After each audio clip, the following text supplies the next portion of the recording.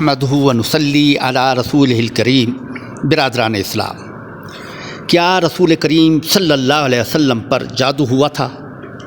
کیا آپ پر جادو ہو سکتا ہے؟ کیا رسول اللہ صلی اللہ علیہ وسلم کی ذات اقدس پر جادو اور سحر تسلیم کرنا بے ادبی اور توہین رسالت نہیں؟ قرآن و سنت سے حدیث کی وضاحت فرمائیں۔ صحیح مسلم میں ہے، ام المومنین حضرت عائشہ صدیقہ رضی اللہ تعالیٰ عنہ سے روایت ہے کہ رسول اللہ صلی اللہ علیہ وسلم پر بنی زریق کے ایک یہودی نے جادو کیا تھا، جس کو لبیب بن عاصم کہتے ہیں۔ حتیٰ کہ رسول اللہ صلی اللہ علیہ وسلم کو جادو کی وجہ سے یہ خیال آتا تھا کہ میں نے یہ کام کیا، حالانکہ وہ کام نہیں کیا ہوتا تھا۔ یخیل علیہ انہ یفعل الشیء وما یفعل۔ ایک دن آپ نے دعا کی، پھر فرمایا، اے عائشہ، مجھ کو معلوم ہوا کہ اللہ تعالیٰ نے مجھ کو وہ تمام معاملہ بتا دیا جو میں نے اللہ تعالیٰ سے پوچھا۔ میرے پاس دو آدمی آئے، ایک میرے سر کے پاس بیٹھا اور دوسرا پاؤں کے پاس۔ وہ دونوں فرشتے تھے۔ جو فرشتہ سر کے پاس بیٹھا تھا اس نے دوسرے سے کہا، اس شخص کو کیا بیماری ہے؟ ما وجع الرجل قال مطبوب۔ وہ بولا، ان پر جادو ہوا ہے۔ اس نے کہا، کس نے جادو کیا ہے؟ وہ بولا، لبیب بن عاصم نے۔ پھر اس نے کہا، کس چیز پر جادو کیا گیا ہے؟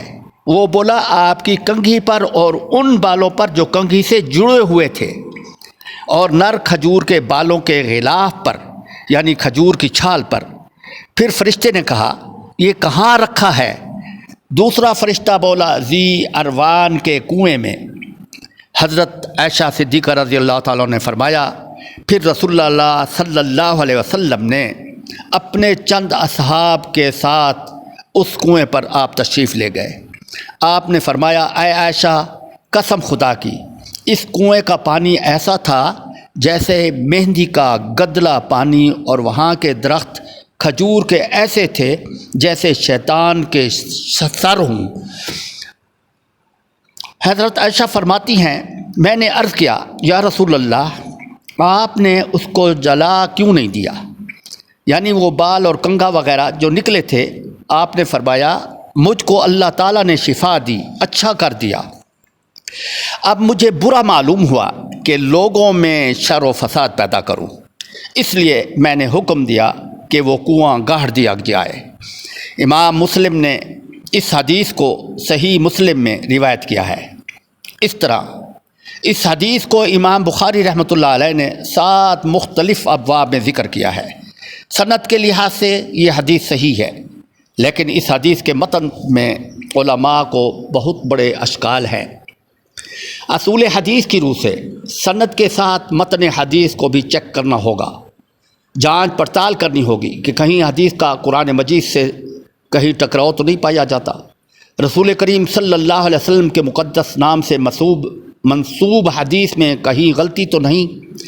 جہاں قرآن مجید کے ساتھ تضاد پایا جائے گا، اصول حدیث کے تحت اس کو رد کیا جائے گا، اس کو قابل عمل نہیں سمجھا جائے گا، کیونکہ حدیث قرآن کے مفہوم کی وضاحت و تشریح کرتی ہے۔ اس حدیث کے مطابق لبیب بن عاصم یہودی نے آپ پر جادو کیا تھا۔ آپ پر جادو کا سخت اثر ہوا۔ حدیث کے مطابق آپ مسحور ہو گئے۔ قال مطبوب، آپ پر جادو ہوا، جبکہ قرآن مجید واضح طور پر اس حدیث کی نفی کر رہا ہے۔ قرآن مجید میں ارشاد باری تعالیٰ ہے، فما انت بنعمت ربک بکاہن ولا مجنون۔ آپ اپنے رب کے فضل سے نہ کاہن ہیں اور نہ مجنون، نہ آپ پر جادوگر ہے، نہ آپ پر جادو کیا گیا، نہ آپ جادو پر ہوا، نہ آپ پر کوئی جادو ہوا۔ پھر اس کی مزید وضاحت کرتے ہوئے ارشاد باری تعالیٰ ہے، واللہ یعصمک من الناس۔ اللہ تعالیٰ آپ کو لوگوں کے ہر شر سے محفوظ و مامون رکھیں گے۔ اس کی مزید وضاحت کرتے ہوئے قرآن مجید میں ہے، فَإِنَّكَ بِأَعْيُنِنَا۔ اے میرے حبیب، آپ ہر وقت ہماری نظروں اور نگاہوں میں ہیں، ہماری حفاظت میں ہیں، ہماری نگرانی میں ہیں۔ پھر کفار کو آپ کی نبوت اور رسالت کو تسلیم نہ کرنے کا سب سے بڑا اعتراض بھی یہ تھا کہ وہ آپ کو سحر زدہ، جادو کیا ہوا کہتے تھے۔ جس کی قرآن مجید یوں وضاحت فرماتا ہے وَإِذْ هُمْ نَجْوَى إِذْ يَقُولُ الظَّالِمُونَ إِن تَتَّبِعُونَ إِلَّا رَجُلٌ مَسْحُورًا، اور جب یہ آپس میں سرگوشیاں کرتے ہیں تو یہ ظالم لوگ اپنی برادری کے مسلمانوں سے یوں کہتے ہیں تم تو بس ایک ایسے شخص کی پیچھے چل پڑے ہو، ایسے شخص کی پیروی کرتے ہو جس پر جادو ہو گیا ہے، جو سحر زدہ ہے۔ انظر کیف ضربوا لک الامثال فضلوا فلا یستطیعون سبیلا، دیکھو انہوں نے تم پر کیسی کیسی پھپتیاں کسی ہیں، چست کی ہیں، یہ رائے حق سے بھٹک چکے ہیں، یہ ہرگز ایمان نہیں لائیں گے، یہ حق بات سننے کی صلاحیت سے محروم ہو چکے ہیں۔ یعنی کہ سب سے پہلے آپ پر تنزل جادو اور سحر زدہ ہونے کا الزام تو کفار نے ہی لگایا تھا، جس کی قرآن مجید واضح طور پر انکار اور نفی کر رہا ہے۔ کفار کے رسول اکرم صلی اللہ علیہ وسلم پر ان طنز اور الزام پر انہیں رائے حق سے بھٹکا ہوا حرم اور حق بات سننے کی صلاحیت سے محروم فرما رہا ہے۔ یعنی آپ جادو ہونے کا اقرار قرآن مجید واضح طور پر آپ پر انکار کر رہا ہے۔ پھر اس حدیث کے مطابق جادو سحر شیاطین کے اثر اور تسلط سے ہوتا ہے، شیاطین کے تسلط اور اثر کے بغیر جادو ہو ہی نہیں سکتا، اور جب ہم رسول اللہ صلی اللہ علیہ وسلم پر جادو اور سحر کو تسلیم کر لیں تو نعوذ باللہ ہم نے رسول اللہ صلی اللہ علیہ وسلم کے ذہن پر شیطانی اثرات اور تسلط کو قبول کر لیا، جیسا کہ بخاری و مسلم کی حدیث میں ہے یخیل علیہ انہ یفعل الشیء وما یفعل، رسول اللہ صلی اللہ علیہ وسلم کے ذہن پر اتنا اثر ہو گیا تھا کہ آپ یہ خیال کرتے تھے کہ یہ کام میں نے کیا ہے لیکن نہیں کیا ہوتا تھا، ایک کام آپ نے نہیں کیا ہوتا تھا لیکن آپ سمجھتے تھے کہ میں نے یہ کام کیا ہے۔ ایک روایت میں ہے کہ آپ سمجھتے تھے کہ میں ازواج مطہرات کے پاس گیا ہوں، حالانکہ آپ ازواج مطہرات کے پاس نہیں گئے ہوتے تھے۔ قرآن مجید سورۃ ہجر پارہ 14 میں واضح طور پر ارشاد باری تعالیٰ بے ارشاد فرماتے ہیں ان عبادی لیس لک علیہم سلطان الا من اتبعک من الغاوین ان جہنم لموعدہم اجمعین۔ ابلیس کے جواب میں ارشاد باری تعالیٰ ہے یقین رکھ کہ جو میرے بندے ہیں ان پر تیرا کوئی زور نہیں چلے گا سوائے ان گمراہ لوگوں کے جو تیرے پیچھے چلیں گے، اور جہنم ایسے تمام لوگوں کے طے شدہ ٹھکانہ ہے۔ ان آیات میں اللہ تعالیٰ واضح طور پر ارشاد فرماتے ہیں کہ میرے ماننے والے مخلص بندوں پر تیرا زور، تیرا اثر چل ہی نہیں سکتا سوائے ان کے جو شیطان کی پیروی کرنے والے ہیں، ان کے لیے سخت عذاب جہنم ہے۔